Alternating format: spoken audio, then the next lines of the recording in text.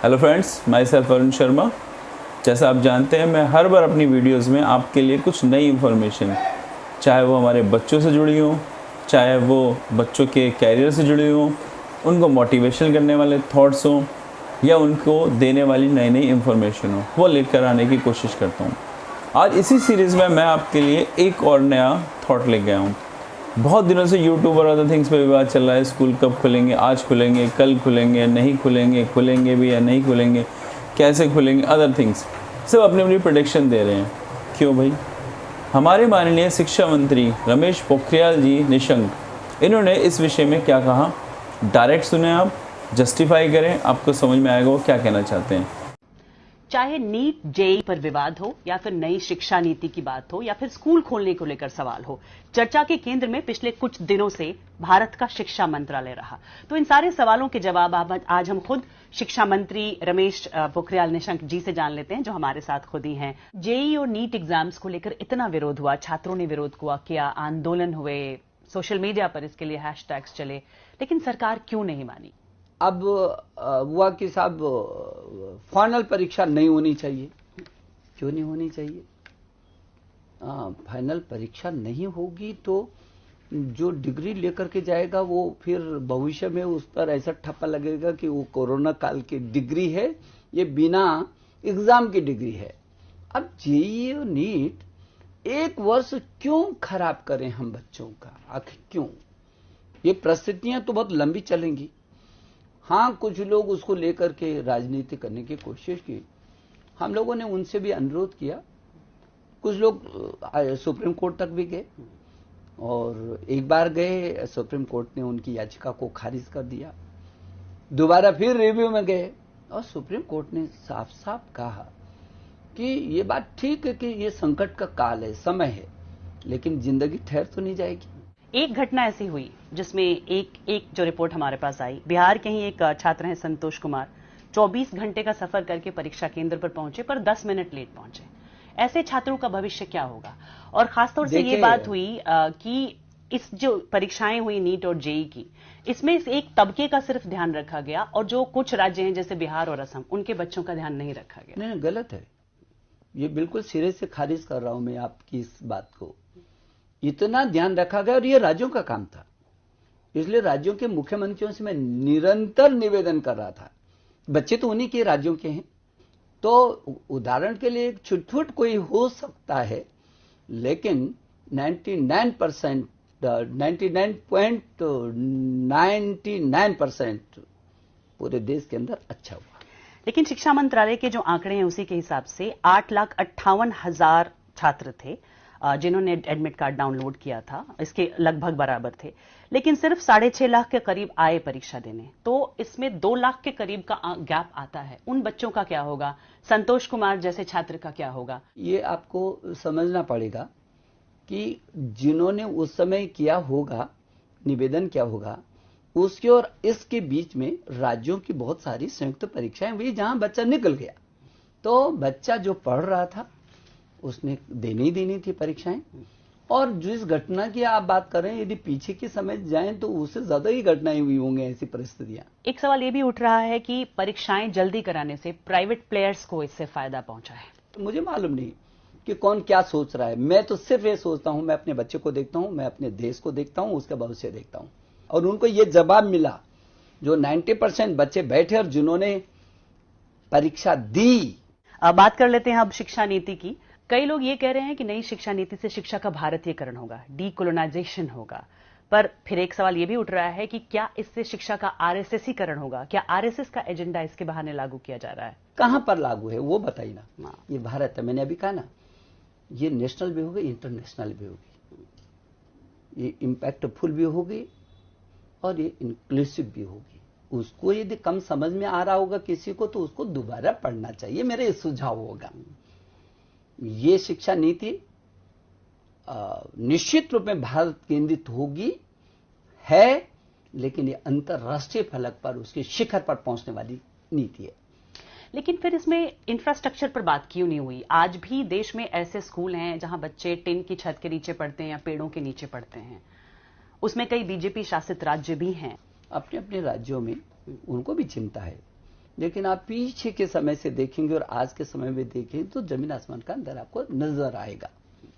तो इसलिए राज्य और केंद्र मिलकर के यदि कहीं भी कोई खाई है तो उनको तेजी से पाटेंगे। ये इस शिक्षा नीति में है। एक विवाद इससे जुड़ा ये भी हो रहा है कि राज्य ये कह रहे हैं कि उन पर हिंदी थोपी जा रही है। किस राज्य ने बोला? मेरे सामने तो आप पहली हैं जो आप ऐसा बोल रही है। हाँ, जरूर कुछ लोगों का पहले था कि नहीं, भाषा को थोपा नहीं जाना चाहिए, तो हमने थोपा ही नहीं। अपनी मातृ जो प्रारंभिक शिक्षा है उसकी मातृभाषा में हो और ऊपर तक जहां तक जो राज्य लेकर के जाना चाहता है वो लेकर जाए। हाँ, इसलिए हम 22 भारतीय भाषाओं को और सशक्त करने के पक्षधर हमेशा रहे हैं। तो किसी ने भी ऐसा कोई विरोध करना, कौन नहीं चाहेगा कि उसकी प्रदेश की भाषा जिंदी रहे। माँ बाप ही चाहते हैं इनके बच्चे बिल्कुल छोटे हों तब से अंग्रेजी बोलें, तो बहुत सारे माँ बाप ये नहीं चाहते होंगे शायद कि उनके बच्चे अंग्रेजी शुरू से ना पढ़े। वो आप लोगों ने, हम लोगों ने एक परिवेश बना दिया ना, ऐसा माहौल बना दिया कि अंग्रेजी के बिना, अंग्रेजी का तो कहीं विरोध है ही नहीं। तो ये जो बोल रहे हैं जरा दुनिया को देख करके बोलें तो ज्यादा अच्छा है। लेकिन ग्लोबल सिटीजन बनेंगे क्या बच्चे? क्यों नहीं बनेंगे? किसने कह दिया कि बनेंगे? मैं ये कह रहा हूं, कौन रोक रहा है आपको? 2-3 भाषाओं में मत रोको, उसको खुला मैदान दिया है, पूरी दुनिया की भाषाओं को सीखो ना। एक विवाद ये भी हो रहा है कि कहा जा रहा है कि नई शिक्षा की नीति के जरिए शिक्षा का जो कंट्रोल है वो केंद्र सरकार अपने हाथों में लेने की कोशिश कर रही है, जबकि शिक्षा फेडरल गवर्नमेंट का एक पार्ट होना चाहिए। यदि वो उच्चतर शिक्षा आयोग बनाया है तो वो तो हमने अपनी AICTE है, हमारा UGC है, हमारे एक शैक्षणिक अलग आयोग है, उन सबको इकट्ठा करके हम एक अम्ब्रेला के नीचे ला रहे हैं। आपको दिक्कत? लेकिन हमने इस नई शिक्षा नीति पर पूरी दुनिया की किसी भी नीति पर दुनिया का सबसे बड़ा परामर्श हुआ है, तो कोई कह ही नहीं सकता कि उनको नहीं पूछा या उनके सुझाव नहीं है या ये राज्यों की कोई सहभागिता नहीं है। नई शिक्षा नीति में बहुत सारी बातें की गई, जैसे न्यूट्रिशन की, स्टूडेंट सेफ्टी वेलबींग की, यूनिवर्सल एक्सेस की, शिक्षकों की संख्या बढ़ाना, क्वालिटी एजुकेशन, ये सब क्या 6% GDP का जो एलोकेशन है शिक्षा के लिए उसमें पूरा हो जाएगा? देखिए, ये राज्य और केंद्र मिल करके करेंगे और अभी तो विभिन्न राज्यों का काफी पीछे भी है। तो केंद्र और जब राज्य मिल करके करेंगे तो अपने आप ही उठेगा ये। ओवरऑल वेलबींग की बात हो रही है छात्रों के, लेकिन उनके intellectual freedom, freedom of speech, freedom of expression, इसका अधिकार कैसे मिलेगा? इसको बढ़ोतरी कैसे मिलेगी, बढ़ावा? इसके बारे में क्या है? पूरा मैदान तो खाली दे दिया उनको। उससे ज्यादा क्या फ्रीडम चाहिए? आप किसी भी विषय को ले सकते हैं। लेकिन फ्रीडम ऑफ स्पीच और फ्रीडम ऑफ एक्सप्रेशन का क्या? उसको कैसे बढ़ावा दिया जाएगा? Colleges, university. आप छात्र से क्या अपेक्षा कर रहे हैं? आप छात्र से क्या अपेक्षा कर रहे हैं? अच्छा पढ़े ना, अच्छा शोध करे, लेकिन वो एक्सप्रेस भी अच्छे से करे। हाँ, वो अच्छा करे ना। हाँ। यदि वो शोध और अनुसंधान करे तो दुनिया को बताए कि मैं ये अनुसंधान कर रहा हूं, और दुनिया के लोगों, उसके लिए तो ये सब कुछ हो रहा है कि वो पढ़ें और बताएं और दिखाएं। वो भाषण न दें, वो भाषण न दें, करें, काम तो क्या करें। भाषण का अधिकार उनको नहीं मिलेगा? छोड़िए, भाषण की बात नहीं करो, मतलब विषय पर आप वहां मत लेकर के जाइए इस बात को। आप उसको लेकर, जहां तक शिक्षा की बात आप कर रहे हैं, क्यों नहीं देते? हम तो प्रतियोगिता कराते हैं भाषणों की अपने बच्चों को। चलिए, अब सबसे बड़ा जो सवाल लोगों का है स्कूलों को लेकर, बहुत फिक्र हो रही है, उस पर जान लेते हैं कि क्या तैयारी हो रही है स्कूलों को खोलने की। मुझे लगता है कि स्वभाव की है, और जो बच्चा है, जैसे मैंने कहा कि हमारी पहली प्राथमिकता है बच्चे की सुरक्षा। लेकिन जब इन 25 करोड़ बच्चों को स्कूल में ले आना होगा, तो अभी क्या तैयार है भारत का शिक्षा मंत्रालय? देखिए, जैसी जैसी स्थितियां होंगी वैसे वैसी स्थितियों में हम लोग निर्णय ले भी रहे हैं। जैसे जैसे परिस्थितियां हैं, हमारा गृह मंत्रालय, स्वास्थ्य मंत्रालय, इन दोनों की मदद से हम लोग धीरे धीरे करके जैसी जैसी स्थितियां सामान्य होंगी वैसे वैसे निर्णय लेगी गवर्नमेंट। लेकिन चीन जैसे देश में, जहां 8 महीने पहले वुहान में शुरू हुआ, वहां लाखों छात्रों को वो स्कूल वापस ले आए हैं, तो फिर हमारे देश में ये भारत में कब मुमकिन हो पाएगा? बताया मैंने, कि हम बच्चे की सुरक्षा हमारे लिए बहुत तो महत्वपूर्ण अभी है। कोई डेट नहीं सोच रही है और सरकार? बताए कि जैसे जैसे स्थिति अभी देखिए, हम परीक्षाओं से निकल रहे हैं। हम्म, हमने जो लोग ये कहते थे हो ही नहीं सकता है, उन्होंने देखा ना हमने किया है।